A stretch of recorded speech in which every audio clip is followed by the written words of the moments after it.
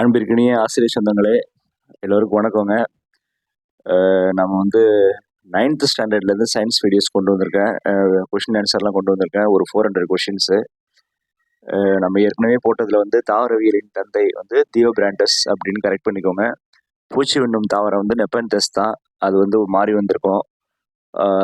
So and 1 quartz equal to 0.9 something ml வரும். இது almost வந்து 1 quartz equal to 1 litre almost. ஓகேவா? Right. வந்து நேற்று போட்டோமா, நேற்று வந்து 8th போட்டோம். அடுத்து ரொம்ப ஃபுல் பிஸி, ஸ்கூல் வேறு இருந்தது. அதனால் வந்து 9th கொஷின் ரெடி பண்ணுறது ரொம்ப சிரமமாக இருந்தது. ஸோ நைட்டு ஃபுல்லாக பண்ணி வச்சுட்டு தான் பிடிஎஃபாக மாற்றி வச்சுட்டு தான் படுத்தேன். இப்போ ரொம்ப ஏர்லியராகவே எழுந்து இந்த வீடியோ இது பண்ணுறேன். ஏன்னா இன்னும் 4 நாள் தான் இருக்குது. ஸோ இப்போ முன்னாடி போட்டால் உங்களுக்கு ஹெல்ப்பாக இருக்கும்னு நினைக்கிறேன். ஸ்டார்ட் பண்ணுவோம். ரொம்ப பேசிகிட்டு இருக்க வேண்டாம்னு நினைக்கிறேன். எஸ்ஐ அலகு முறையில் நீளத்தின் அலகு என்ன அப்படின்னு பார்த்தீங்கன்னா மீட்டருங்க. கீழே ஆன்சர் கொடுத்துருக்கேன். டக்குனு உங்கள் கண்ணில் படணும் பார்த்துக்கோங்க. ஒரு ஒளியாண்டு, அதாவது லைட் இயர்னு சொல்லுவோம், என்பது எத்தனை மீட்டருக்கு சமம்னு பார்த்தீங்கன்னா 9.46 × 10⁻15ங்க. ஏன்னா அதை வந்து எனக்கு இதில் டைப் பண்ணும்போது இந்த பவர்லாம் போட முடியலங்க. அதனால வந்து இந்த மேல் நோக்கி அந்த இது மாதிரி போட்டிருக்க பாருங்களேன், அந்த சிம்பிள் கொடுத்து தான் 15 போட்டிருக்கேன். ஓகேவா? அதை நீங்கள் எப்படி எடுத்துக்கணும்னா ரைட் பண்ணி காமிக்க பாருங்களேன். 9.46 × 10⁻15 இதுதான் அது. நீங்கள் அப்படி எடுத்துக்கணும். ஸோ ஒரு ஒளியாண்டு லைட் இயருங்கிறது இத்தனை மீட்டருக்கு சமம். அடுத்து பாருங்க, விண்ணியல் ஆரத்தின் பார்செக்னு சொல்றாங்க மதிப்பு என்னன்னு பார்த்தீங்கன்னா 3.08 × 10⁻16ங்க. ஒரு வானியல் அலகு, ஆஸ்ட்ரோனாமிக்கல் யூனிட்னு சொல்லுவாங்க, AU என்பது புவிக்கும் சூரியனுக்கும் இடைப்பட்ட சராசரி தொலைவு ஆகும். கரெக்டா? இப்போ வானியல் அலகுனா என்னன்னு தெரிஞ்சுக்கோங்க. அதை AU அப்படின்னு நம்ம ஷார்ட்டா போடுறோம். AUனா வானியல் அலகு. ஓகேவா? புவிக்கும் சூரியனுக்கும் இடையே உள்ள சராசரி தொலைவு தான் ஒரு வானியல் அலகு, ஆவரேஜ் அண்ட் டிஸ்டன்ஸ். இதோட மதிப்பு என்னன்னு பார்த்தீங்கன்னா 1.496 × 10⁻11 இருக்கு பாருங்க. ஆன்சர் கண்டுபடுதா? அடுத்ததுக்கு போயிடுமா? திருகு அளவி, அதாவது ஸ்க்ரூ கேஜ் சொல்றோம் இல்லையா, மீச்சிற்றளவு லீஸ்ட் கவுண்ட் என்னன்னு கேட்டா 0.01 மில்லிமீட்டர் mmங்க. mm. வெர்னியர் அளவின் மீச்சிற்றளவு என்ன? மேலே பார்த்தது என்னது? Screw gauge. இது வந்து வெர்னியர் கேலிப்பரோட மீச்சிற்றளவு 0.1 mm. ஒரு பொருளின் நிறையை துல்லியமாக அளவிட பயன்படும் தராசு எதுன்னு பார்த்தீங்கன்னா எண்ணிலக்க தராசு, டிஜிட்டல் பேலன்ஸ் தாங்க. டிஜிட்டல் பேலன்ஸ் தான். இப்போ வந்து முன்னாடிலாம் வெவ்வேறு ஸ்க்ரூ கேஜ் யூஸ் பண்ணிட்டு இருந்தோம். அப்புறம் நிறைய அளவீடு மிஷின் யூஸ் பண்ணது உங்களுக்கே தெரியும். பட் இந்த காலத்தில் வந்து டிஜிட்டல் வந்த பிறகு அது எக்ஸாக்டாக காமிக்குது. சுருள் தராசு எந்த விதியின் அடிப்படையில் செயல்படுகிறது? ஹூக் விதிங்க. கீழ்கண்டவற்றுள் எது வழி அளவு, டிரைவ்டு குவான்டிட்டி ஆகும் கேட்டா அடர்த்தி தாங்க வழி அளவு. கடிகாரங்களின் கால இடைவெளியை அளவிட பயன்படும் அலைவுகள் எதன் அடிப்படையில் அமைகின்றன? எதன் அடிப்படையில்னா படிக அலைவுகள். ஓகேவா? இப்போ அடுத்து இயக்கம் இருக்கிறது வந்து அடுத்த டாபிக், அதனாலதான் இயக்கம்னு கொடுத்துருக்கேன். திசை வேகம் மாறுபாடு வீதம் எவ்வாறு அழைக்கப்படுகிறதுனா முடுக்கங்க. திசை வேகத்தோட மாறுபாடு வீதம் முடுக்கம் தான். ஒரு பொருள் நேர்கோட்டு பாதையில் சீரான வேகத்தில் சென்றால் அதன் முடுக்கம் என்ன? நேர்கோட்டு பாதையில சீரா செல்லும் போது அதன் முடுக்கம் 0. தொலைவு காலை வரைபடத்தின் சாய்வு தருவது வேகம். ஒன்னுலயுமே பாருங்க, அந்த லாஸ்டா அந்த கேப் வரதுக்கு முன்னாடி விடைன்னு போட்டு ஆன்சர் கொடுத்துருக்கேன். உங்க கண்ணை கொஞ்சம் கரெக்டா அந்த இடத்துல வச்சுக்கோங்க. திசை வேகம் கால வரைபடம் உள்ளடக்கும் பரப்பளவு எதை குறிக்கிறதுனா கடந்த தொலைவை குறிக்கிறது. சீரான வட்ட இயக்கத்திற்கு ஒரு சிறந்த எடுத்துக்காட்டு கடிகார முள்ளின் இயக்கங்க. மைய நோக்கு முடுக்கத்தின் சூத்திரம், அதாவது ஃபார்முலா A = V/2/R. அதாவது A = V/2/R. துணி துவைக்கும் எந்திரத்தில் ஈரத்துணியிலிருந்து நீரை வெளியேற்ற பயன்படும் விசை எது? இப்போ வந்து வாஷிங் மிஷின் வந்து துணியிலேருந்து நீரை வெளில எடுக்கிறது என்ன டெக்னிக் யூஸ் பண்ணுதுன்னு பார்த்தீங்கன்னா மைய விலக்கு விசை. மைய விலக்கு விசை இதோ இருக்கு பாருங்க. எதிர் முடுக்கத்தை எவ்வாறு அழைக்கலாம்? அதாவது ஒடுக்கம் அல்லது சிறுக்கம். ரிடக்ஷன், அதாவது ரிட்டர்டேஷன் ஆர் டீசலரேஷன். ஓகேவா? இயக்க சமன்பாடுகளில் v/2 = u/2 + 2as என்பது எந்த இரு மதிப்புகளுக்கு இடையேயான தொடர்பு? பாருங்க, திசைவேகம் மற்றும் இடப்பெயர்ச்சி. அடுத்து பாருங்க, ஃப்ளூயிட். அந்த லெசன்ல இருந்து பார்க்க போறோம். ஒரு திரவத்தின் ஓரலகு பரப்பில் செங்குத்தாக செயல்படும் விசை எவ்வாறு அழைக்கப்படுகிறதுனா அழுத்தம்னு அழைக்கப்படுது. பிரஷர். அழுத்தத்தின் எஸ்ஐ அலகு பாஸ்கல். வளிமண்டல அழுத்தத்தை அளவிட பயன்படும் கருவி பாரோமீட்டர். பாரோமீட்டர். அது நிறைய கொஸ்டினுங்க. இப்போ வந்து 7th 8th 9th ரிப்பீட்டேஷன் நிறைய இருக்கு. பட் ஒரே மாதிரியான விஷயங்கள் தானே அவங்க கையாளுறாங்க. பாடத்திட்ட ஒன்று தானே. பாதரச அழுத்தமானி மெர்க்குரி பாரோமீட்டர் முதலில் வடிவமைத்தவர் யாருன்னு பார்த்தீங்கன்னா டாரிசெல்லி. அதனால டாரிசெல்லி பாரோமானின்னு கூட சொல்லுவாங்க, பாரோமீட்டர் கூட சொல்லுவாங்க. கடல் மட்டத்தில் வளிமண்டல அழுத்தத்தின் தோராய மதிப்பு என்ன? என்னன்னு பார்த்தீங்கன்னா 1.01 × 10⁵. 1.01 × 10⁵. வாகனங்களில் உள்ள நீரியல் உயர்த்தி ஹைட்ராலிக் லிஃப்ட் மற்றும் நீரியல் தடை ஹைட்ராலிக் பிரேக் எந்த விதியின் அடிப்படையில் செயல்படுகிறதுனா பாஸ்கல். பாஸ்கல் விதிப்படி செயல்படுகிறது. திரவங்களின் ஒப்படர்த்தியை, அதாவது ரிலேட்டிவ் டென்சிட்டி அளவிட பயன்படும் கருவி எதுன்னு பார்த்தீங்கன்னா ஹைட்ரோமீட்டருங்க. பாலின் தூய்மையை கண்டறிய பயன்படும் கருவி எதுனா லாக்டோமீட்டர். ஒரு பொருள் திரவத்தில் மூழ்கி இருக்கும் பொழுது அதன் மீது செயல்படும் மேல்நோக்கு விசை எவ்வாறு அழைக்கப்படுகிறதுனா மிதப்பு விசை, பாய்ட் ஃபோர்ஸ். மிதத்தல் விதிகள் மற்றும் மேல்நோக்கு விசை எதன் அடிப்படையில் விளக்கப்படுகிறது அப்படின்னு பார்த்தா ஆர்கிமிடிஸ் தத்துவம். அடுத்து வந்து ஒர்க், எனர்ஜி அண்ட் பவர். அதுல இருந்து கொஸ்டின்ஸ் வந்திருக்கு. வேலையின் எஸ்ஐ அலகு ஜூல். ஒரு பொருளின் நிலையின் காரணமாக பெற்றிருக்கும் ஆற்றல் நிலையாற்றல். ரொம்ப வேகமா போறேன்னு நிறைய பேர் கேட்டிருந்தீங்க, அதனாலதான் கொஞ்சம் ஸ்லோவா போறேன். இயக்க ஆற்றலின், அதாவது கைனடிக் எனர்ஜி ஃபார்முலா சூத்திரம் எதுன்னு பார்த்தீங்கன்னா ½ mv². இந்த ஸ்கொயர் வந்து மேலே வரணும் இல்லையா, அதனாலதான் வந்து இந்த மார்க் போட்டு மேலே போட்டுருங்க. அதாவது வந்து mv². இங்க பாருங்க, mv². முன்னாடி ஆஃப் சேர்த்துங்க, ½ mv². நிலையாற்றலின் சூத்திரம் mgh. இது முக்கியமானது, பார்த்துக்கோங்க. வேலை செய்யப்படும் வீதம் எவ்வாறு அழைக்கப்படுகிறதா திறன் என்று அழைக்கப்படுகிறது. திறன், பவர். திறனின் எஸ்ஐ அலகு வாட். ஒரு குதிரை திறன் ஹார்ஸ் பவர் ஹெச்பின்னு சொல்றோம் இல்லையா, என்பது எத்தனை வாட்களுக்கு சமம்னா 746 வாட்டுங்க. 1 ஹார்ஸ் பவர் = 746 வாட்ஸ். ஆற்றலை ஆக்கவோ அழிக்கவோ முடியாது. ஒரு வகை ஆற்றலை மற்றொரு வகை ஆற்றலாக மாற்ற முடியும் என்பது ஆற்றல் மாறா விதிங்க. ஆற்றல் மாறவே மாறாது. Law of conservation of energy. மின் விசிறி சுழலும் போது எந்த ஆற்றலாக மாறுகிறதுனா மின் ஆற்றல் இயக்க ஆற்றலாக மாறுகிறது. ஒரு பேசிக் கொஸ்டின் நமக்கு தெரியும். வணிக ரீதியான மின் ஆற்றலின் அலகு என்ன? கிலோவாட் மணி. வெப்பம் அந்த லெசன்லேருந்து வந்திருக்கு. வெப்பநிலையின் எஸ்ஐ அலகு கெல்வின். செல்சியஸ் அளவீட்டை கெல்வினாக மாற்ற கூட்ட வேண்டிய மதிப்பு, அதாவது ஒரு செல்சியஸ் இருக்கு, அதை வந்து கெல்வினா மாற்றணும்னா எவ்வளோ ஆட் பண்ணணும்னா 273 for 15 ஆட் பண்ணணும். ஒரு பொருளின் மூலக்கூறுகளின் மொத்த இயக்க ஆற்றல் வெப்பம். வெப்ப கடத்தல் கண்டக்ஷன் சொல்றோம் இல்லையா, மிகச் சிறப்பாக நடப்பது என்ன எதுல பார்த்தா திடப்பொருள்ல தாங்க. சாலிட் மெட்டீரியல் தான் வெப்பம் பாஸ்டா கண்டக்ட் ஆகும். திரவங்கள் மற்றும் வாயுக்களில் வெப்பம் பரவும் முதன்மை முறை வெப்பச்சலனங்க. வெப்பச்சலனம் கன்வெக்ஷன் சொல்லுவோம். அது எதுல எந்த விஷயத்துலன்னு பாருங்க, திரவங்கள் மற்றும் வாயுக்கள்ல தான். சூரியனிடமிருந்து புவிக்கு வெப்பம் எதன் மூலம் கிடைக்கிறதுனா வெப்ப கதிர்வீச்சுங்க. சூரிய கதிர்கள் நமக்கு வந்து கதிர்களை தான் கிடைக்குது, ரேடியேஷன். தன்வெப்ப ஏற்பு திறனின், அதாவது ஸ்பெசிபிக் ஹீட் கெப்பாசிட்டி எஸ்ஐ அலகு என்னன்னு கேட்குறாங்க. அது பாருங்க, ஜி மேல பவர் -1, கே பவர் -1. நான் ரைட் பண்ணி காமிக்கிறேன் உங்களுக்கு. G power -1, K power -1. இதுதான் தன்வெப்ப ஏற்புத்திறனோட அலகு, எஸ்ஐ அலகு. கீழ்கண்டவற்றுள் மிக அதிக தன்வெப்ப ஏற்புத்திறன் கொண்ட பொருள் நீர் தாங்க. பனிக்கட்டி உருகும் மறை வெப்பத்தின், அதாவது latent heat of fusion of ice மதிப்பு என்னன்னு பார்த்தீங்கன்னா இருக்கு பாருங்க, 3.36 × 10⁵ J/kg. ஜூல் பை கிலோகிராம் வரும். வெற்றிட குழுவையை, அதாவது தெர்மோஸ் பிளாஸ்க் முதலில் கண்டுபிடித்தவர் நாம் பலமுறை பார்த்துட்டோம். 6th 7th 8th 9th கூட 8th கூட பார்த்தோம், ஜேம்ஸ் திவார்.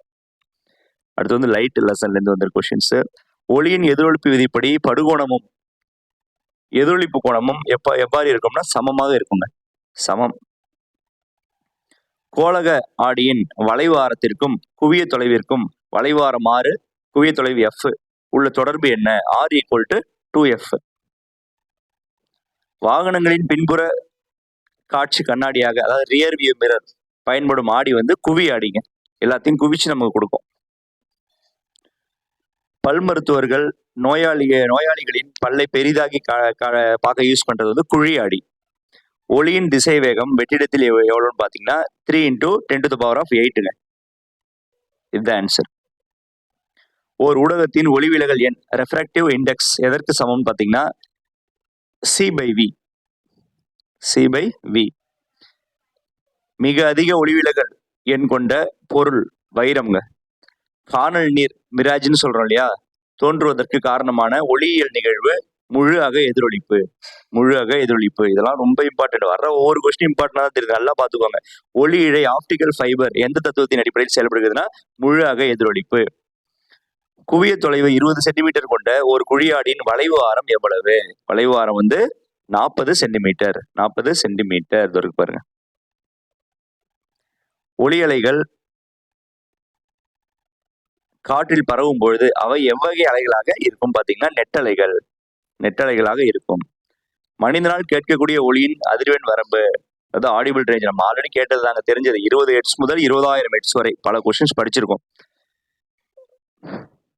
அதாவது வந்து 20 ஹெர்ட்ஸை விட குறைவான அதிர்வெண் கொண்ட ஒளி வந்து என்னது? குற்றொளி தானே. 20 ஹெர்ட்ஸோட குறைவா இருந்த குற்றொளி, அப்படியே அது அடுத்தது இல்லை. 20,000 ஹெர்ட்ஸோட அதிகமா இருந்தா அது மீ ஒளி.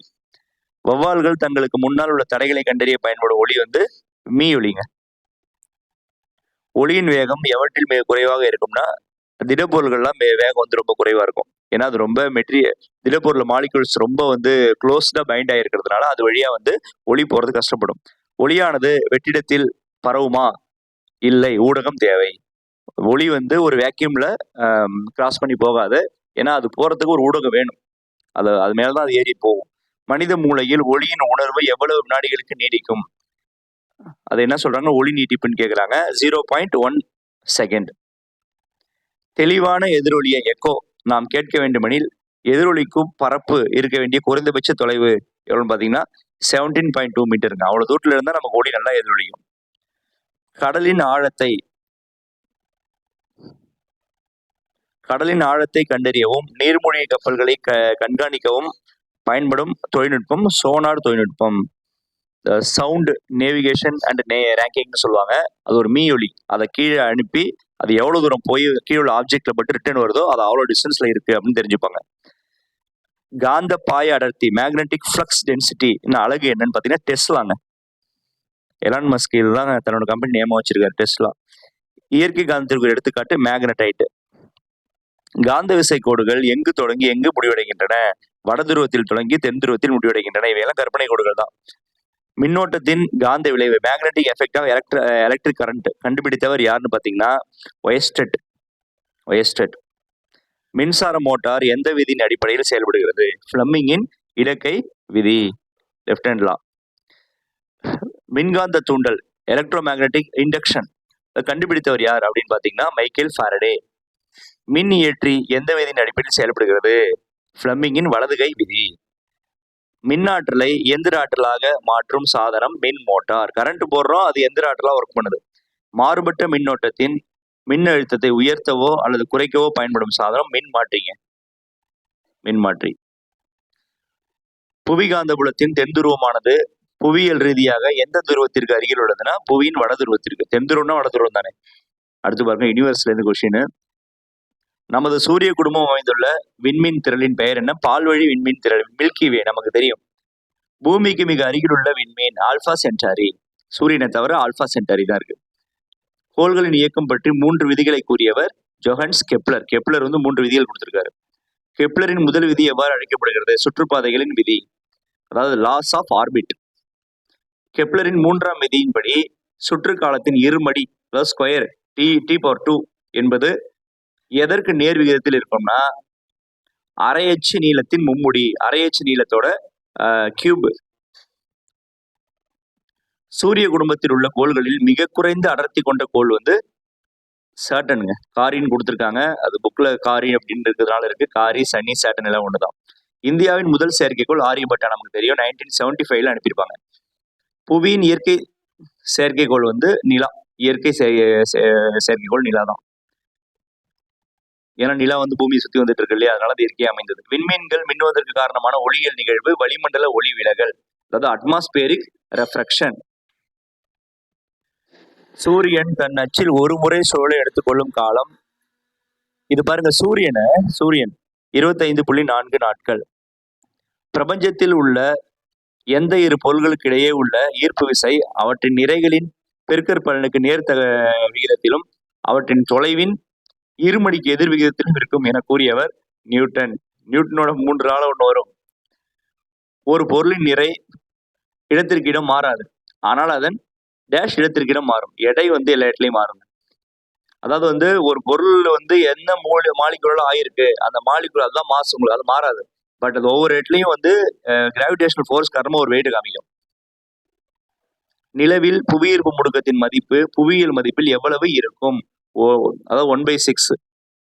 விசை மற்றும் இடப்பெயர்ச்சியின் பெருக்கல் பலன் வேலை. ராக்கெட் ஏவுதலில் பயன்படும் முதன்மை விதி அதாவது வந்து நியூட்டனின் 3ஆம் விதி மற்றும் நேர்கோட்டு உந்தமாறா விதி. 2 விதிங்க ராக்கெட் போறதுல. மின்னோட்டத்தின் எஸ்ஐ அலகு ஆம்பியர்.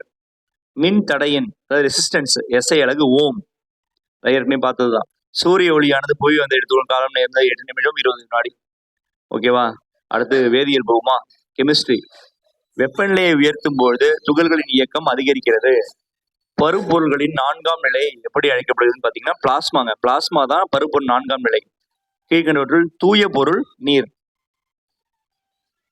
ஒரு திரவத்தில் கரையாத திண்ம துகள்களை பிரித்தெடுக்க பயன்படும் முறை வடிகட்டுதல். துணிகளை துவைக்கும் இயந்திரத்தில் ஈர துணிகளிலிருந்து நீரினை வெளியேற்ற பயன்படும் விசை மைய விலக்கு விசை. இது ஏற்கனவே கேட்ட கொஸ்டின். கற்பூரம் எரிதல் என்பது எதற்கு எடுத்துக்காட்டு? பதங்கமாதல்ங்க. ஒரு திடப்பொருளை எரிக்கும் போது அது திரவன்ற ஸ்டேஜுக்கு போகாம நேரடியாக கேஸா மாறிடுச்சுன்னா அது பதங்கமாதல்ங்க. கற்பூரம் எரியும் போது அதுதான் ஆகும். அணுவின் உட்கருவில் உள்ள துகள்கள் புரோட்டான் நியூட்ரானுங்க. நல்லா மனசை கண்ணை மூடிட்டு ஞாபகப்படுத்திங்க ஆன்சர் பார்க்கறதுக்கு முன்னாடி. கேத்தோடு கதிர்கள், அதாவது எதிர்மின் கதிர்கள் என அழைக்கப்படுவது எலக்ட்ரான். எலக்ட்ரான் தான் கேத்தோடு. அணுவின் அணு எண் Z என்பது எதை குறிக்கிறதுனா புரோட்டானோட நம்பர்ஸ் தான் அணு எண். அடுத்து பாருங்க, நிறை எண் என்பது புரோட்டான் பிளஸ் நியூட்ரான் எண்ணிக்கை. ஒரே இது அடுத்து வரதெல்லாம் ஏற்கனவே பார்த்தது, அடிக்கடி ரிப்பீட்டட்னு சொல்ல வரேன். ஒரே அணு எண்ணையும் வேறுபட்ட நிறை எண்ணையும் கொண்ட ஒரு தனிமத்தின் அணுக்கள் ஐசோடோப்புகள். ஒரே நிறை எண்ணையும் வேறுபட்ட அணு எண்ணையும் கொண்ட வெவ்வேறு தனிமங்களின் அணுக்கள் ஐசோஃபார்கள். ஹைட்ரஜனின் ஐசோடோப்பான ட்ரிட்டியம் கொண்டுள்ளது ஒரு புரோட்டான் ஒரு நியூட்ரான். புற்றுநோய் சிகிச்சையில் பயன்படும் ரேடியோ ஐசோடோப்பு கோபால்ட்-60ங்க. தொல்லியல் ஆய்வுகளில் கரிம பொருள்களின் வயதை கணிக்க பயன்படும் ஐசோடோப் கார்பன்-14. அதாவது கார்பன் டேட்டிங்னு சொல்லுவாங்கல்ல, அந்த கார்பன் 14 யூஸ் பண்ணி தான் அந்த கால பொருளோட இயர்ஸை கணக்கிடுவாங்க. எலக்ட்ரான் பகிர்வின் மூலம் உருவாகும் பிணைப்பு சகப்பிணைப்பு. எலக்ட்ரான் பரிமாற்றத்தின் மூலம், அதாவது வந்து இழத்தல் அல்லது ஏற்றல், இது ரெண்டுமே அதை பரிமாற்றம்னு சொல்லுவாங்க. இழக்கும் இல்லை அதிகமாக கிடைக்கும். உருவாகும் பிணைப்பு அயனி பிணைப்பு. சோடியம் குளோரைடு சேர்மத்தின் பிணைப்பு அயனி பிணைப்பு NaCl. நீர் மூலக்கூறு H2 இருக்கு இல்லையா, அதுல 2 வந்து கீழே இறங்கி இருக்கணும். உள்ள வேதி பிணைப்பு வந்து சகப்பிணைப்பு. ஆக்சிஜன் மூலக்கூறு O2 இருக்கு இல்லையா, உள்ள சகப்பிணைப்புகளின் எண்ணிக்கை இரட்டை பிணைப்பு. நைட்ரஜன் மூலக்கூறில் அது N2ன்னு வரும். சகப்பிணைப்பின் எண்ணிக்கை பார்த்தீங்கன்னா 3. நைட்ரஜன் மூலக்கூறுல 3 சகப்பிணைப்பு இருக்குங்க. சகப்பிணைப்பு சேர்மங்கள் பொதுவாக அதோட கேரக்டர் கேட்குறாங்க, குறைந்த உருகுநிலை கொண்டவைங்க. நவீன ஆவர்த்தன விதியின் அடிப்படை வந்து அணு எண் தானே. அணு எண்ணை வச்சுதான் அந்த ஆவர்த்தன அட்டவணையே வந்திருக்கும். நவீன ஆவர்த்தன அட்டவணையை உருவாக்கியவர் ஹென்றி மோஸ்லி. நவீன ஆவர்த்தன அட்டவணையில் உள்ள தொடர்கள் மற்றும் தொகுதிகள் பார்த்தீங்கன்னா 7 தொடர்கள் 18 தொகுதிகள். முதலாவது தொடரில் உள்ள தனிமங்கள் பார்த்தீங்கன்னா 2 தனிமம் தாங்க இருக்கும். தொகுதி 1 தனிமங்கள் எவ்வாறு அழைக்கப்படுகின்றன? கார உலோகங்கள். தொகுதி 17 தனிமங்களின் குடும்ப பெயர் வந்து ஹாலஜன்கள், தமிழ உப்பினிகள்னு சொல்லுவாங்க. கீழ்கண்டவற்றில் எதுவும் மந்த வாயு அல்ல? புளோரின் தாங்க மந்த வாயு அல்ல. மீதி ஹீலியம், நியான், ஆர்கான், அந்த 3மே மந்த வாயு தான். ஆவர்த்தன அட்டவணையில் இடமிருந்து வலமாக செல்லும் பொழுது அணு ஆரம் குறைகிறது. மிக குறைந்த எலக்ட்ரான் நெக்டிவிட்டி, அதாவது எலக்ட்ரான் கவர்தன்மைன்னு சொல்றாங்க, கொண்ட தனிமம் எதுன்னு பாத்தீங்கன்னா சீசியம் தாங்க. நீல லிட்மஸ் தாளை சிவப்பாக மாற்றுவது அமிலம். அமிலத்தை எடுத்து லிட்மஸ் பேப்பர்ல ஊத்துங்க, நீல கலர் பேப்பர் ரெட்டா மாறிடும். அதே சிவப்பு லிட்மஸ் தாள்ல நீல நிறமா மாத்துனீங்கன்னா காரம் தாங்க. பேஸை எடுத்து சிவப்பு லிட்மஸ் தாளை போட்டா அது வந்து நினைச்சோம் அப்படின்னு பாத்தீங்கன்னா அது காரமா நீளமா மாறிடும். அமிலத்தின் pH மதிப்பு 7ஐ விட குறைவு. காரத்தின் pH மதிப்பு 7ஐ விட அதிகம். தூய நீரின் pH மதிப்பு 7. மனித ரத்தத்தின் pH மதிப்பு 7.4. வயிற்று பகுதியில் சுரக்கும் அமிலம் ஹைட்ரோகுளோரிக் அமிலம் இரைப்பையில சுரக்கிறது நமக்கு தெரியும். எறும்பின் கொடுக்குகளில் உள்ள அமிலம் ஃபார்மிக் அமிலம், அதுக்கு இன்னொரு பேரு மெத்தனோயிக் அமிலம். திராட்சையில் உள்ள அமிலம் டார்டாரிக் அமிலம். இது டார்டாரிக் அமிலம்ன்றது கொஞ்சம் டவுட்டா இருக்கு, நான் கமெண்ட்ல கிளியர் பண்றேன். தக்காளி பழத்தில் உள்ள அமிலம் ஆக்சாலிக் அமிலம். வேதிப்பொருட்களின் அரசன் என அழைக்கப்படுவது சல்பியூரிக் அமிலம் H2SO4ங்க, நமக்கு தெரிஞ்சதுதான். ராஜ திரவம் அக்வா ரெஜியா என்பது எதோட கலவை? HCl and HNO3ங்க. Hydrochloric acid and nitric acid. Hydrochloric acid 3 பங்கும், நைட்ரிக் ஆசிட் 1 பங்கும். பல்லில் எனாமல் பகுதியை பாதிக்கும் pHோட மதிப்பு 5.5க்கு கீழே இருந்தா பல் எனாமல் பாதிக்குங்க. அமிலமும் காரமும் வினைபுரிந்து உப்பையும் நீரையும் தரும் வினை நடுநிலையாக்கல் வினை. சலவை தூளின் வேதியியல் பெயர் என்ன? காஸ்டிக் சோடா வேதியியல் பெயர் வந்து calcium chloride, calcium oxychloride, CaOCl2. ரொட்டி சோடா, சமையல் சோடா இருக்கு இல்லையா, அதோட வேதி பேர் வந்து சோடியம் பைகார்பனேட் NaHCO3. CO3 மட்டும் கீழே வரணும், அந்த அடியில வந்து அண்டர் ஸ்கோர் இருக்காது. சலவை சோடாவின் வேதி பெயர் sodium carbonate Na2CO3. Plaster of Paris சாந்துன்னு சொல்றோம் என்பது கால்சியம் சல்பேட். கார்பன் பிற தனிமங்களுக்கு சங்கிலி தொடராக இணையும், அதோட பண்பு பாத்தீங்கன்னா சங்கிலி தொடராக்கம். இயற்கையிலேயே மிக கடினமான பொருள் வைரம். மின்சாரத்தை கடத்தும் ஒரே ஆலோகம் கிராஃபைட் தாங்க. கார்பனின் பந்து வடிவ புறவேற்றுமை வடிவம் எதுன்னு பாத்தீங்கன்னா ஃபுல்லரின், கார்பன் 16 சொல்லுவாங்க, ஃபுல்லரின். இதெல்லாம் ரொம்ப ரொம்ப இம்பார்ட்டன்ட். ஹைட்ரோ கார்பன்கள் எவற்றால் ஆனவை? கார்பன் மற்றும் ஹைட்ரஜன். அதனாலதான் நேம் இட் செல்ஃப் இப்படியே வந்திருக்கு, பாத்துக்கோங்க. ஆல்கேன்களின் பொதுவான மூலக்கூறு மிக எளிய ஆல்கேன் எதுன்னு பாத்தீங்கன்னா மீத்தேன், CH4. ஆல்கேன்ல மிக எளிய ஆல்கேன் வந்து மீத்தேன்.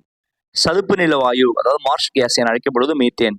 ஏன்னா மீத்தேன்லாம் பாத்தீங்கன்னா சமயத்துல வந்து பள்ளம் நோண்டும் போது மீத்தேன் வாயு அட்டாக் பண்ணி மனிதர்கள் இறந்துருவாங்க இல்லையா, ஸோ பள்ளம் நோண்டும் போது பூமிக்கு அடியில தேங்கி இருக்கிறது மீத்தேன் தான். இந்த மீத்தேன் கேஸ் எடுக்கிறதுக்காக தான் வந்து நிறைய இந்த ஆராய்ச்சிலாம் பண்றாங்க. சமையல் எரிவாயு LPG முதன்முறையாக உள்ள வாயு பார்த்தீங்கன்னா பியூட்டன் மற்றும் ப்ரொபேன். எத்தனாலை ஆக்சிஜனேற்றம் செய்யும் போது கிடைப்பது அசிட்டிக் அமிலம், அதுக்கு இன்னொரு பேர் எத்தனோயிக் அமிலம். வினிகரில் உள்ள அமிலம் அசிட்டிக் அமிலம். கனிம வேதியியலின் முதலில் தயாரிக்கப்பட்ட கரிம சேர்மம் யூரியா. யூரியாவை ஆய்வகத்தில் தயாரித்த வேதியியலாளர் வந்து ஓலர். ஒரு கரைசலில் கரைந்துள்ள குறைந்த அளவு கொண்ட பகுதி பொருள் கரைபொருள். ஒரு கரைசலில் அதிக அளவு கொண்ட பகுதி பொருள் கரைப்பான். கரைப்பான் தான் கரைபொருளை கரைக்கும். உலகளாவிய கரைப்பான், தலைச்சிறந்த கரைப்பான் எதுன்னு பாத்தீங்கன்னா நீர் தாங்க. மோஸ்ட்லி பொருட்கள் நீர்ல கரைஞ்சிரும், டைலூட் ஆயிடும். ஒரு குறிப்பிட்ட வெப்பநிலையில் மேலும் கரைபொருளை கரைக்க முடியாத நிலை வந்துச்சுன்னா அது பேர் தெவிட்டிய கரைசல். நம்ம உப்பு போட்டு தண்ணியில கரைச்சிட்டே இருக்கும், ஒரு கட்டத்துக்கு மேல கரையாது. அப்ப வந்து அந்த கரைசல் வந்து தெவிட்டிய நிலையை அடைஞ்சிருச்சு அப்படின்னு அர்த்தம். கூழ்ம தாதுக்களின் மீது ஒளிக்கற்றை பட்டு சிதறடிக்கும் நிகழ்வு டின்டால் விளைவு. அதாவது வந்து கூழ்மனா என்ன, நிறைய உப்பு போட்டா ஒரு குறிப்பிட்ட சேச்சுரேஷன் ஆயிடுது இல்லையா அந்த கரைசல், அதுல நீங்க ஒளி எடுத்து அடிச்சீங்கன்னா ஒளி ரிஃப்ராக்ட் ஆகும், அதான் டின்டால் விளைவு. கூழ்ம துகள்களின் சீரற்ற ஒழுங்கற்ற இயக்கம் பிரவுனியன் இயக்கம். பால் என்பது எதற்கு எடுத்துக்காட்டு? நீர்ம பச்சை, எமல்ஷன். கடின நீரை மென்னீராக மாற்ற பயன்படும் சேர்மம் சலவை சோடா. கதிரியக்கத்தை கண்டுபிடித்தவர் ஹென்றி ஃபெக்கரல். செயற்கை கதிரியக்கத்தை கண்டுபிடித்தவர் மேரி கியூரி, அதாவது ஐரின் கியூரி மற்றும் F. ஜோலியட். அணுக்கரு உலைகளில் கட்டுப்படுத்தும் தண்டுகளாக பயன்படுவது காட்மியம் அண்ட் போரான் தண்டுகள். அணுக்கரு உலைகளில் தனிப்பானாக, அதாவது மாடரேட்டர் பயன்படுவது கனநீர் அல்லது கிராஃபைட். சூரியனில் நடைபெறும் ஆற்றல் உற்பத்தியின் வகை அணுக்கரு இணைவு. எக்கச்சக்க அணுக்கரு இணைவு ஒரே நேரத்தில் சூரியன் நடந்துகிட்டே இருக்கு எல்லா டைமும், அதனாலதான் இந்த ஹீட் வெளிப்படுது, வெளிச்சம் கிடைக்குது. அணுகுண்டு வெடித்தல் எந்த தத்துவத்தின் அடிப்படையில் செயல்படுகிறது? கட்டுப்பாடற்ற அணுக்கரு பிளவு. இதுவே பாருங்க, ஹைட்ரஜன் குண்டு எந்த தத்துவத்தின் அடிப்படையில் செயல்படுகிறது? அணுக்கரு இணைவு. இந்த வித்தியாசத்தை பார்த்துங்க. அணுகுண்டு அணுக்கரு இணைவு, அணுக்கரு பிளவு. ஹைட்ரஜன் குண்டு அணுக்கரு இணைவு. மின்னோட்டத்தை கடத்தும் ஒரே திரவ உலோகம் பாதரசம், மெர்க்குரின்னு சொல்லுவோம். அது கரண்ட்டை கண்டக்ட் பண்ணும். வெப்பநிலையில் திரவ நிலையில் உள்ள அலோகம் புரோமின். தீயணைப்பான்களில் பயன்படும் வாயு கார்பன் டை ஆக்சைடு CO2. பளபளப்பான அலோகம் அயோடின். நீரின் கடினத்தன்மைக்கு காரணமான உப்புக்கள் கால்சியம், மெக்னீசியம் உப்புக்கள். எலக்ட்ரானை கண்டுபிடித்தவர் J.J. தாம்சன். புரோட்டானை கண்டுபிடித்தவர் கோல்ட்ஸ்டைன். நியூட்ரானை கண்டுபிடித்தவர் ஜேம்ஸ் சாட்விக். முதல் உலகப் போரில் பயன்படுத்தப்பட்ட நச்சு வாயு மஸ்டர்ட் வாயு. நிறைய பேர் இந்த வாயு கொளுத்தி சாவடிச்சிருக்கிறாங்க, வாயுவை விட்டு சுவாசிக்க வச்சு. வாயுக்கள் அதிக அழுத்தத்திற்கு உட்படும் போது திரவம் ஆகிறது. அதுக்கு என்னன்னா துகள்களின் இடைவெளி குறைவதால். வாயுக்கள் வச்சு நெருக்குனீங்கன்னு வச்சுங்களேன், அதுல வாட்டர் இருந்தா கூட நமக்கு கிடைச்சிடும். நீரில் குளோரின் சேர்க்கப்படுவதன் நோக்கம் பாக்டீரியா மற்றும் கிருமிகளை அழிக்க. எலக்ட்ரான் நாட்டம் ஆவர்த்தன அட்டவணையின் தொகுதியில் மேலிருந்து கீழாக வரும்பொழுது குறையும். ஒரு தனிமத்தின் வேதிப்பண்புகள் எதனை பொறுத்து அமைகின்றன? இணைதிறன் எலக்ட்ரானை பொறுத்து தாங்க அமையுது. தீக்குச்சியின் தலைப்பகுதியில் உள்ள வேதிப்பொருள் என்னன்னு பாத்தீங்கன்னா பொட்டாசியம் குளோரைடு மற்றும் antimony sulphide. Potassium chloride antimony sulphide. காய்கறி எண்ணெயிலிருந்து டால்டா, அந்த வனஸ்பதி சொல்றோம் இல்லையா, தயாரிக்கும் வினையில் பயன்படும் வினைவேக மாற்றி நிக்கல். அமுக்கப்பட்ட இயற்கை வாயு CNG, அதோட முதன்மை பொருள் மீத்தேன். காப்பர் சல்ஃபேட் உப்பின் நிறம் நீலம். நவீன வேதியியல் தந்தை என அழைக்கப்படுபவர் ஆண்டோனிஸ் லவாஷியர். இப்போ நம்ம தாவரவியல் ஸ்டார்ட் பண்ணலாங்க. தாவரங்களை அவற்றின் பண்புகளின் அடிப்படையில் வகைப்படுத்திய அறிவியல் பிரிவு வகைப்பாட்டியல், டாக்ஸானமிங்க. நவீன வகைப்பாட்டியலின் தந்தை என அழைக்கப்படுபவர் கரோலஸ் லின்னேயஸ். இருசொல் பெயரிடும் முறையை, அதாவது பைனாமினல் நாமன்கிளேச்சர், முதலில் அறிமுகப்படுத்தியவர் கஸ்பர்ட் வாகின். அதிலேயே பாருங்க, ஆனால் அதை நடைமுறைப்படுத்தியவர் யாரு? Carolus Linnaeus. உலகம் அறிய செஞ்சவர் அவர் தான். 5 உலக வகைப்பாட்டு முறையை முன்மொழிந்தவர் R.H. விட்டேக்கர். 5 உலக வகைப்பாட்டில் பாக்டீரியாக்கள் எந்த உலகத்தின் கீழ் வகைப்படுத்தப்பட்டுள்ளன? மொனீரா. ஒரு தாவரத்தின் இருசொல் பெயரிடும் முறையை முதல் சொல் எதை குறிக்குதுன்னா பேரினம், ஜீனஸ். அடுத்து சிற்றினம். நெல் தாவரத்தின் பெயர் என்னது? ஒரைசா சட்டைவா. அது வரைக்கும் பாருங்க, ஒரைசா சட்டைவா. அடுத்தது பாருங்க, பூஞ்சைகளின் செல்சுவர் எந்த பொருளானது? கைட்டின் என்ற பொருளானது பூஞ்சைகளோட செல்சுவர். பச்சையமற்ற சாற்றுண்ணி அல்லது ஒற்றுண்ணி தாவரங்கள் எந்த உலகத்தை சார்ந்தவை? பூஞ்சைகள் உலகம். தாவர உலகத்தின் இரு வாழ்விகள் ஆம்பிபியன்ஸ் ஆஃப் பிளான்ட் கிங்டம் என அழைக்கப்படுபவை ஃப்ரையோஃபைட்டுகள். இது 8th கூட இருந்ததுங்க, ரிப்பீட்டட். கடத்து திசுக்களான சைலம் மற்றும் புளோயம். முதலில் தோன்றிய தாவர தொகுதி எதுன்னு பாத்தீங்கன்னா டெரிடோஃபைட்டுங்க. டெரிடோஃபைட்ல தான் ஃபர்ஸ்ட் சைலத்தையும் புளோயத்தையும் தனித்தனியாக கண்டுபிடிச்சாங்க. திறந்த விதை தாவரங்கள் என அழைக்கப்படுபவை ஜிம்னோஸ்போம்கள். மூடிய விதை தாவரங்கள், பூக்கும் தாவரங்கள்னு சொல்லுவோம், அழைக்கப்படுபவை ஆஞ்சியோஸ்போம்கள். சைக்கஸ் மற்றும் ஃபைனஸ் தாவரங்கள் எந்த தொகுதிக்கு எடுத்துக்காட்டுன்னு பாத்தீங்கன்னா ஜிம்னோஸ்போம்கள். ஒருவித்தலை தாவரங்களுக்கு உதாரணம் புல். இருவித்தலை தாவரங்களின் இலைகளில் காணப்படும் நரம்பு அமைவு வலைப்பின்னல் நரம்பு அமைவு. அதாவது இருவித்தலைன்னு பாத்தீங்கன்னா அந்த லீஃப்ல வலைப்பின்னல் மாதிரி சல்லடை மாதிரி இருக்கும் நரம்பு அமைப்பு. இதுவே ஒருவித்தலை தாவர செடிகளோட இலைகளை பாத்தீங்கன்னா அது பாத்தீங்கன்னா ஒரு மாதிரி பக்கவாட்டுல போகும். ஒருவித்தலை தாவரங்களின் வேர் அமைப்பு எவ்வாறு இருக்கும்? ஒருவித்தலை தாவரங்களே சல்லி வேர் தானே. தாவரங்களின் தூண்டலுக்கு ஏற்படும் திசைசாரா இயக்கம் எவ்வாறு அழைக்கப்படுகிறதுனா திசைத்தாரா தூண்டல் இயக்கம், அதாவது நாஸ்டிக் மூமெண்ட். தாவரத்தின் வேர் புவியீர்ப்பு விசையின் திசையை நோக்கி வளர்வது நேர் புவி சார்பு அசைவு. தாவரத்தின் தண்டு பகுதி ஒளியை நோக்கி வளர்வது எதற்கு எடுத்துக்காட்டு? நேர் ஒளி சார்பு அசைவு. தொட்டாச்சுணுங்கி, அதாவது மைமோசா புட்டிகா தாவரத்தின் தொட்டவுடன் இலைகள் சுருங்குவது எந்த இயக்கத்தை சார்ந்ததுன்னா நடுக்கமுறு வளைதல். மகரந்த குழாய் சூலகத்தை நோக்கி வளர்வது எந்த சார்பு அசைவுன்னு பாத்தீங்கன்னா வேதி சார்பு அசைவு. பற்றுக்கம்பிகள் ஆதாரத்தை தொட்டவுடன் அதனை சுற்றி வளருவது, அதுக்கு பேர் என்னன்னா தொடு சார்பு அசைவு. சூரியகாந்தி பூ சூரியன் இருக்கும் திசையை நோக்கி திரும்புவது ஒளியுறு வளைதல், போட்டோனாஸ்டி. தாவரங்கள் தங்களுக்கு தேவையான உணவை தாமே தயாரித்துக் கொள்ளும் நிகழ்வு ஒளிச்சேர்க்கைங்க, போட்டோசிந்தசிஸ். ஒளிச்சேர்க்கைக்கு தேவையான முக்கியமான காரணி பச்சையம், குளோரோஃபைல். ஒளிச்சேர்க்கையின் பொழுது தாவரங்கள் எடுத்துக்கொள்ளும் வாயு கார்பன் டை ஆக்சைடு. இது போட்டோசிந்தசிஸ் டைம்ல மட்டும். ஒளிச்சேர்க்கையின் முடிவில் வெளியிடப்படும் வாயு ஆக்சிஜன். ஒளிச்சேர்க்கையின் பொழுது தாவரங்களால் தயாரிக்கப்படும் சேமிப்பு உணவுப் பொருள் ஸ்டார்ச்சுங்க. இலைகளில் காணப்படும் சிறிய துளைகள் ஸ்டொமேட்டான்னு சொல்லுவோம். அதற்கு பெயர் என்ன? வாயு பரிமாற்றம் மற்றும் நீராவி போக்கு. அதாவது வந்து எதுக்கு பயன்படுதுன்னு கேக்குறாங்க. இலைகள்ல கண்ணுக்கு தெரியாத சிறு துளைகள் உண்டு. மைக்ரோஸ்கோப் பார்த்தா தான் தெரியும். அதுக்கு ஸ்டொமேட்டான்னு பேரு. தமிழ்ல இலை துளைகள் பேரு. அது வழியா தான் வாயு பரிமாற்றமும் நீராவி போக்கும் நடைபெறுகிறது. தாவரத்தின் வான்வழி பகுதிகளில் இருந்து நீர் ஆவியாக வெளியேறும் நிகழ்வு நீராவி போக்கு, டிரான்ஸ்பிரேஷன். வளிமண்டலத்தில் உள்ள நைட்ரஜன் மண்ணில் நிலைநிறுத்தும் பாக்டீரியா வந்து ரைசோபியம். ரைசோபியம் என்ன பண்ணுது? வளிமண்டலத்துல அட்மாஸ்பியர் இருக்க நைட்ரஜனை வந்து பிடிச்சி வச்சுக்குது வேர்கள்ல, தாவரத்தோட ரூட்ல. வேறு முண்டுகள் ரூட் நோடல்ஸ் கொண்ட லெகுமினஸ் தாவரங்களுக்கு எடுத்துக்காட்டு அவரை மற்றும் துவரை. இதோட வேர்கள்ல பாத்தீங்கன்னா வேறு முண்டுகள்னு சொல்லக்கூடிய முடிச்சுகள் மாதிரி இருக்கும். அது வந்து லெகுமினஸ் இருக்கும். அந்த லெகுமினஸ் என்ன பண்ணும்? நைட்ரஜனை வந்து பிடிச்சி வச்சுக்கும். பூச்சி என்னும் தாவரத்திற்கு ஒரு எடுத்துக்காட்டு நெப்பன்தஸ். பூச்சி உண்ணும் தாவரங்கள் எந்த ஊட்டச்சத்து குறைபாட்டை போக்க பூச்சிகளை உண்ணுகின்றன? நைட்ரஜன் குறைபாடு. ஏற்கனவே பார்த்ததுதான். முழு ஒட்டுண்ணி தாவரத்திற்கு எடுத்துக்காட்டு கஸ்குட்டா சடதாரி. ஒத்த வடிவமைப்பு மற்றும் பொதுவான தோற்றத்தை கொண்ட செல்களின் தொகுப்பு. செல்களின் தொகுப்புனாலே திசு தாங்க. தொடர்ந்து பகுப்படையும் தன்மை கொண்ட இளஞ்செல்களால் ஆன தாவர திசு ஆக்கு திசு, மெரிஸ்டமேட்டிக் திசுன்னு சொல்லுவாங்க. வேர் மற்றும் தண்டின் நுனிப்பகுதியில் காணப்படும் ஆக்கு திசு நுனி ஆக்கு திசு, ஏபிக்கல் மெரிஸ்டம். தாவரங்களின் தடிமன் மற்றும் சுற்றளவை அதிகரிக்க செய்யும் ஆக்கு திசு பக்க ஆக்கு திசு, லேட்ரல் மெரிஸ்டம். ஓரின செல்களால் ஆன ஒரே மாதிரியான பணிகளை செய்யும் திசுக்கள் எளிய திசுக்கள்.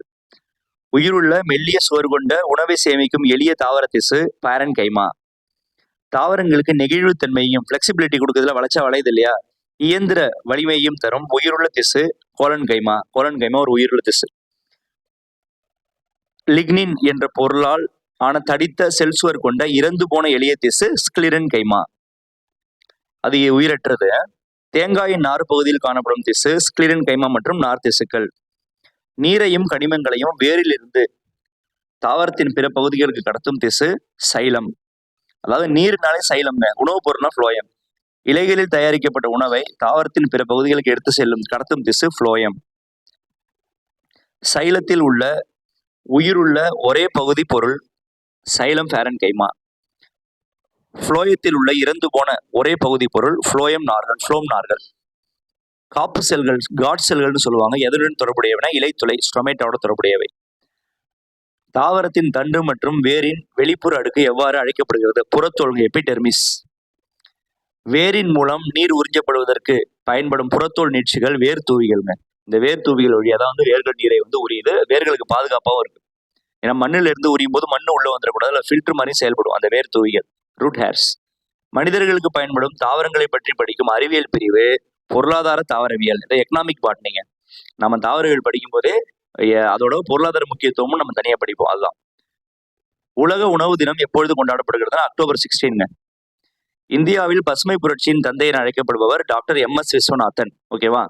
Father of green revolution. மருத்துவ தாவரங்களின் அரசி, குயின் ஆஃப் மெடிசினல் பிளான்ட் என அழைக்கப்படுவது துளசிங்க, புனித துளசி. துளசி வந்து எவ்வளவோ விஷயத்துக்கு வந்து நம்ம வந்து பயன்படுத்துறோம். மஞ்சள் காமாலை நோய்க்கு மருந்தாக பயன்படும் பாரம்பரிய தாவரவியல் மூலிகை பார்த்தீங்கன்னா கீழாநெல்லி, பிலாந்தஸ் சமாரஸ், பிலாந்தஸ் நிருபி, பிலாந்தஸ் நிருபி, கீழாநெல்லி.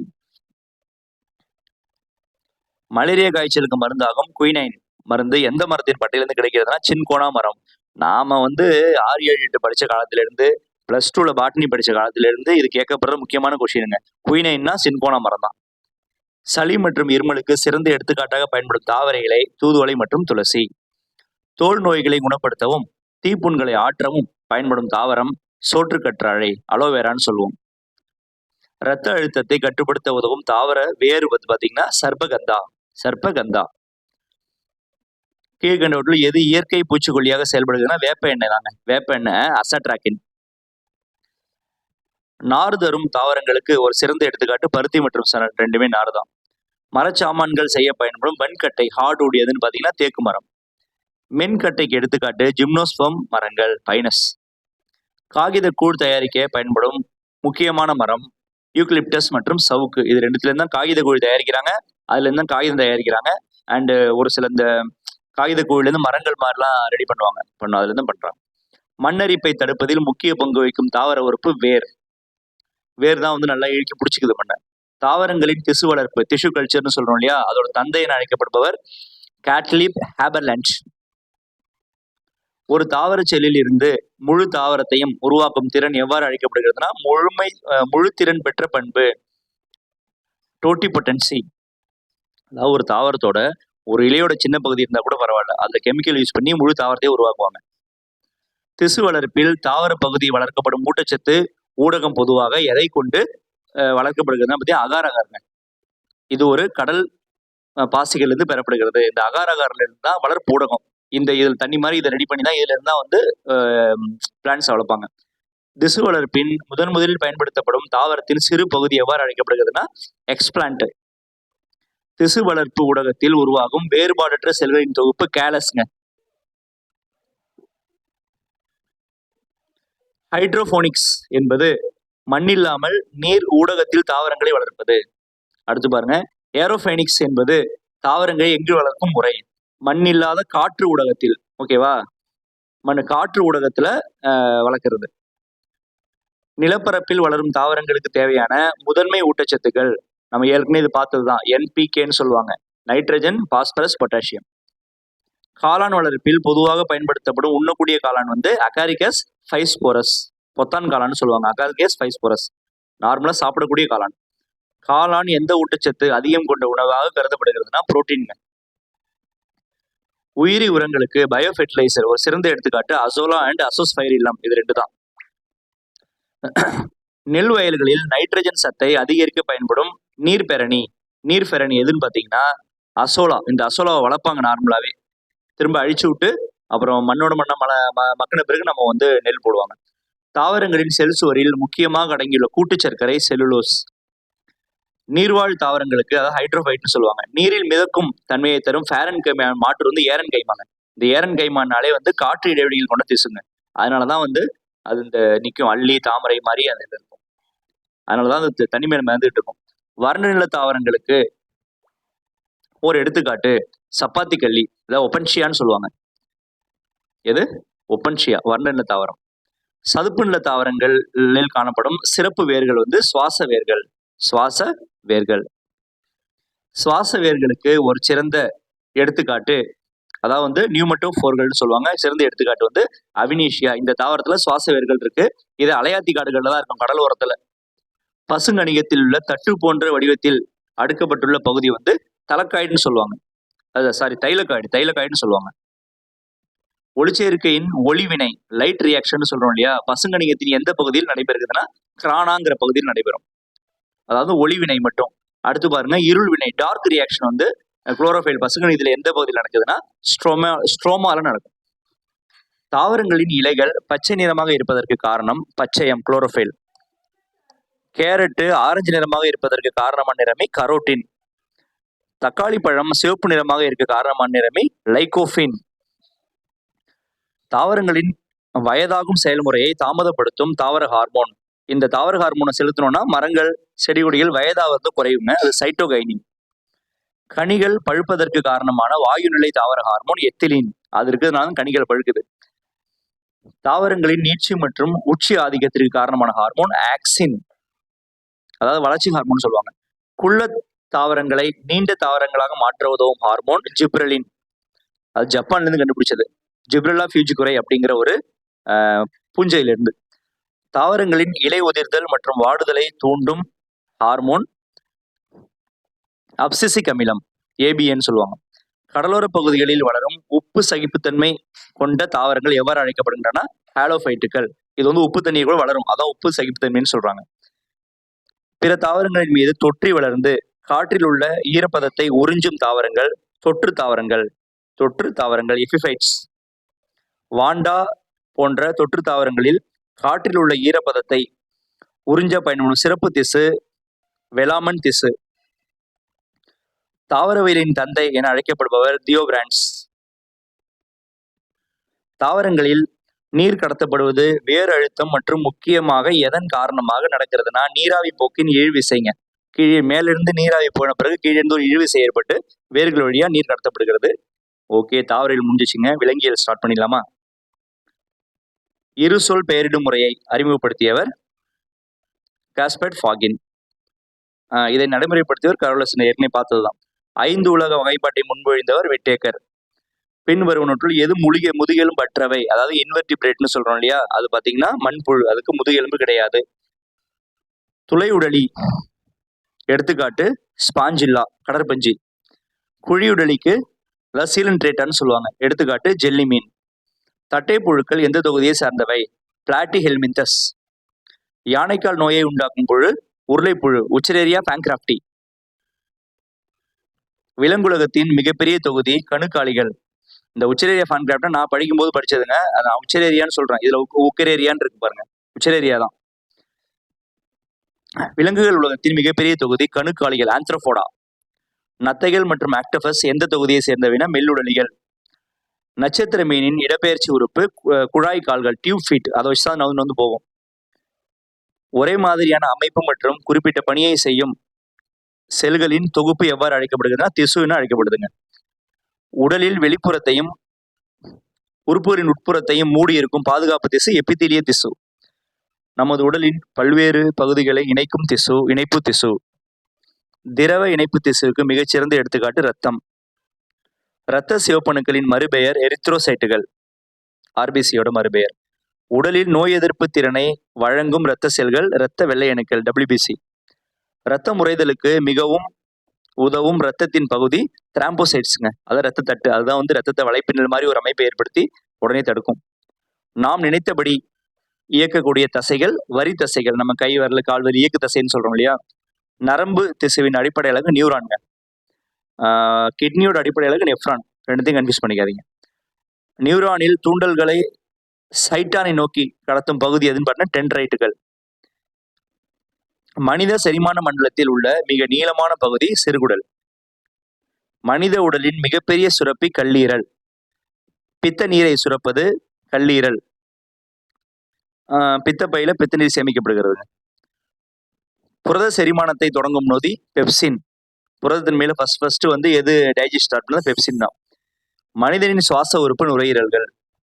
நுரையீரல்களுக்குள் காற்று பரிமாற்றம் நடைபெறும் பொழுது நடைபெறும் நுண்ணிய பைகள், அதுக்கு ஆல்வியோலைன்னு பேருங்க, காற்று நுண்ணறைகள், ஆல்வியோலை. மனித இதயத்தில் எத்தனை அறைகள்? 4 அறைகள், பேசிக். இதயத்திலிருந்து உடலின் பல்வேறு பகுதிகளுக்கு ரத்தத்தை கொண்டு செல்லும் இரத்த குழாய்கள் தமனிகள், ஆர்டரிஸ். அதாவது ஆக்சிஜன் உள்ள பிளட், அது ஆர்டரி வழியா போகும். ஆக்சிஜன் குறைந்த ரத்தத்தை நுரையீரலுக்கு எடுத்து செல்வது நுரையீரல் தமனி. நுரையீரல் தமனி தனியா பாத்துங்க, மற்றதெல்லாம் நார்மல் தமனி. இது நுரையீரல் தமனியில மட்டும் ஆக்சிஜன் இல்லாத பிளட் போகும். மனிதனின் முதன்மையான கழிவுநீக்க உறுப்பு சிறுநீரகம். சிறுநீரகத்தின் செயலழகு நெஃப்ரான். சிறுநீர் மஞ்சள் நிறத்தை அரிக்கும் நிறமி யூரோக்ரோம். அதனாலதான் சிறுநீர் மஞ்சள் கலர்ல இருக்கு.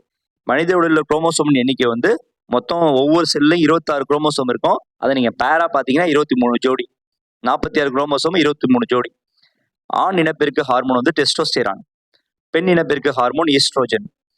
விலங்குகளின் மனித உடலில் உள்ள எலும்புகள் மொத்த எண்ணிக்கை 206. இதே ஒரு குழந்தையா பிறக்கும் போது 300 எலும்புகிட்ட இருக்குமா, பிறகு அது 206 ஸ்டாப் ஆயிடும், குறைஞ்சிரும். மனித உடலில் மிக நீளமான மற்றும் வலிமையான எலும்பு தொடை எலும்புங்க, ஃபியூமர். மனித உடலின் மிகச்சிறிய எலும்பு ஸ்டேபிள்ஸ், எங்க இருக்கு? உள்காதுல இருக்கு. 2 எலும்புகளை இணைக்கும் திசு இணைப்பு திசு தசைனார்னு சொல்ல லிகமெண்ட், அதுதான் பிடிச்சிக்குது 2 எலும்பு ஒண்ணா. முழங்கை மற்றும் முழங்காலில் காணப்படும் மூட்டு வகை கீழ் மூட்டுங்க. நுண்ணுயிர்களின் உலகம் அண்ட் மனித நோய்கள், அதுல இருந்து அடுத்த கொஸ்டின்ஸ் வந்திருக்கு. மலேரியா நோயை உண்டாக்கும் நுண்ணுயிரி பிளாஸ்மோடியம், அதாவது புரோட்டோசோவான்னு சொல்லுவோம். மலேரியா காய்ச்சலை பரப்பும் கொசு பெண் அனாஃபிலஸ் கொசு. டெங்கு காய்ச்சலை பரப்பும் கொசு ஏடிஸ் எஜிப்தி. காச நோய் டியூபர்குலோசிஸ் இருக்கு இல்லையா, எந்த பாக்டீரியாவால் ஏற்படுகிறதுனா மைக்கோபாக்டீரியம் டியூபர்குலோசிஸ். டைபாய்டு காய்ச்சலை கண்டறிய உதவும் சோதனை வைடால் சோதனை. எய்ட்ஸ் நோயை உண்டாக்கும் virus HIV human immuno virus.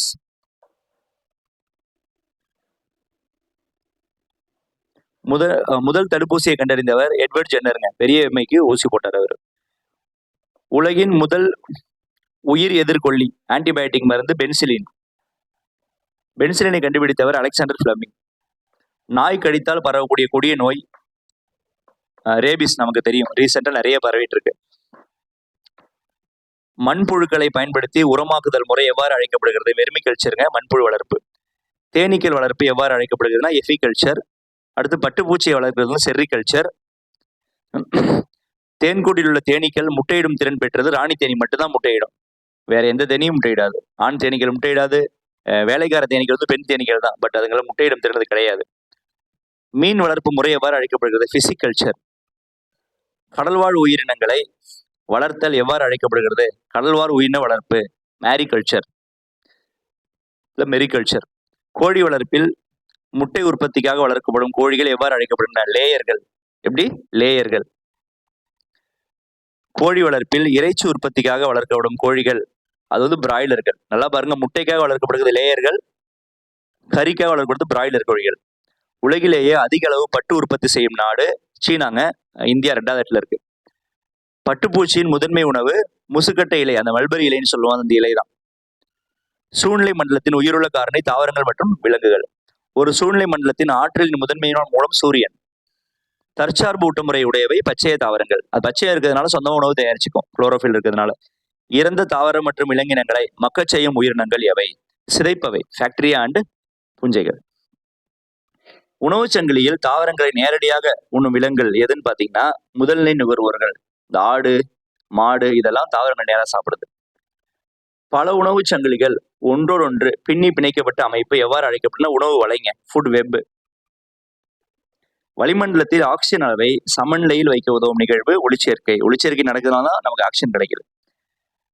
புவி வெப்பமாதலுக்கு, அதாவது குளோபல் வார்மிங் சொல்றோம்ல, காரணமான பசுமை இல்ல வாயு வந்து கார்பன் டை ஆக்சைடு. இந்த கார்பன் டை ஆக்சைடு என்ன பண்ணுது? பூமியில இருந்து வந்து நைட்டு வந்து ஹீட் வந்து மேல போகும் அட்மாஸ்பியருக்கு, அது போவிடாம பிடிச்சி வச்சுக்குது, தன்னோட உடம்புலயே பிடிச்சி வச்சுக்குது. அதனால வந்து இடத்துல வந்து என்ன ஆகுது, நமக்கு எர்த்தோட ஹீட் இன்க்ரீஸ் ஆகுது. ஓசோன் படலம் எதனை உறிஞ்சி பூமியை பாதுகாக்கிறது? புற ஊதா கதிர்கள், அல்ட்ரா வயலட் ரேஸ். ஓசோன் படல பாதிப்பிற்கு காரணமான முக்கியமான வேதிப்பொருள் குளோரோஃப்ளோரோ கார்பன், CF3. இரத்த சிவப்பணுக்களின் சராசரி வாழ்வு காலம் 120 நாட்கள். உலக சுற்றுச்சூழல் தினம் ஜூன் 5. உலக எய்ட்ஸ் தினம் டிசம்பர் 1. இன்சுலின் ஹார்மோனை சுரக்கும் உறுப்பு கணையத்துல உள்ள லாங்கர்கான் திட்டுகள் அப்படின்ற பகுதியில் இருக்கக்கூடிய பீட்டா செல்ஸ். ரைட்டா? இந்த கணையம் தான் ஆன்சர். இந்த லாங்கர்கான் திட்டும் கேட்பாங்க, பீட்டா செல்ஸும் கேட்பாங்க, பாத்துங்க. ரத்தத்தில் சர்க்கரையின் அளவு அதிகரிப்பதால் ஏற்படும் நோய் நீரிழிவு நோய், டயபெட்டிஸ் மெலிட்டஸ். நாளமில்லா சுரப்புகளின் நடத்துனர், அதாவது மாஸ்டர் கிளாண்ட் என அழைக்கப்படுவது பிட்யூட்டரி தாங்க. அவசரகால ஹார்மோன் என அழைக்கப்படுவது அட்ரினல். அவசரம்னாலே அட்ரினல் தான்.